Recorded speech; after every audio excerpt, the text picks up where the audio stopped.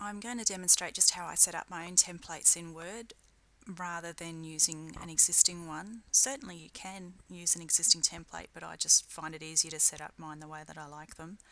The first thing I usually do is open up the navigator pane so I can see the structure of my document as I create it. That's under View, Navigation pane. Don't be distracted by this search panel. It does come in handy, but as we start outlining a document, it'll show up here as well. I'll go back to the home menu now. So the first thing I might type in is my title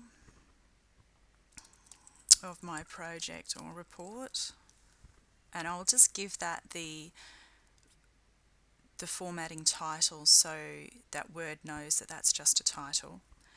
And then I might start outlining my report, and I'll just stick with some general headings. I know that I'm going to want an introduction, methods, results, and discussion. Now I might want some subheadings in there. Depending on how long your report is, you might not need any. So let's say I wanted to divide this into a background and a statement of purpose. Perhaps I want to divide my methods into variables and measures and sampling, and maybe I would have another one in there, I don't know. For a short report you probably don't need any. You'd normally end your methods obviously with how you're going to analyse the data and any ethics statement if you've got one.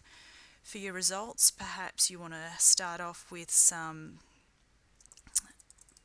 participant characteristics or something about your final sample, and then maybe you've got main results of whatever your main outcome is.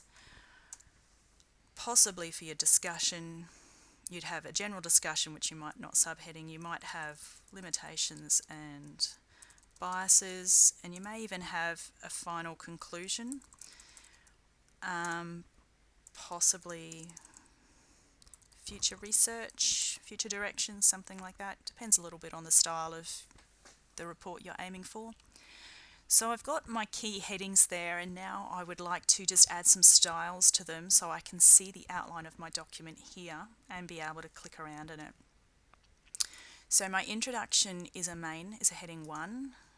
Methods is a heading 1. Heading 1. Results is heading 1. Discussion is heading 1. Now each of these other ones is a heading 2. So it's the next level in.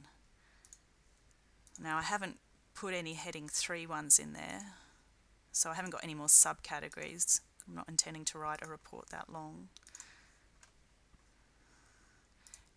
Actually, let's make future research a heading 3 just so we can see what it looks like. Heading 2.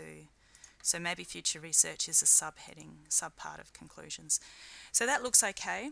We can see that it is showing up in our outline now, so I can click around in the document. I might not like the formatting. I might prefer all my headings just to be plain black. So I can change that to black. If I then right click on my heading 1 and I say update heading 1 to match the selection, it will change all of my heading 1s to match that. So don't change each thing individually, just change one and then update the heading style. The other thing that I might want is to have everything numbered and maybe even indented a bit more. So introduction, I'm going to use the outline numbering or multi-level list. So you've got bullet points, you've got plain numbering, and then you've got outline numbering. I'm going to pick the one that has all the headings listed in it because this will make them indent properly with the 1.1s, 1.1.1, etc. And you can see that it's actually gone through and updated all my heading styles automatically. Now the background, I'm going to change that to black as well. Purpose, I'm going to change that to black. Sorry, I didn't need to do that. Future research, I might just leave that as dark blue. So update heading 2 to match selection, now they're all black. Now I might even want to indent that a bit.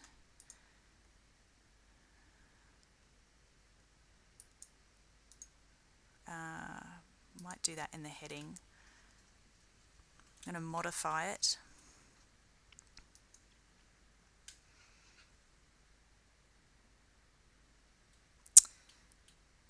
And I'm just going to use this indent here.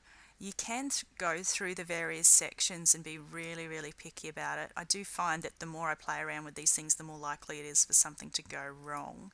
So I'm just going to stick to these first tools here where you can send things backwards and forwards, and click OK. And now they're all indented a bit.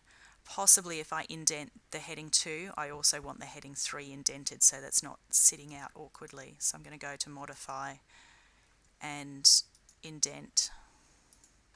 Now you might feel that that's been indented too much and you don't want it quite so far to the right. You could fiddle around with that more if you want. Oh, I've changed that to a heading 3, changed it back to a heading 2. But I think this will suit me. I'm going to change this to black. I don't like it. Black. Update. Okay, so that's getting my heading set up. In the next video I'll look at doing a table of contents and spacing these out on separate pages.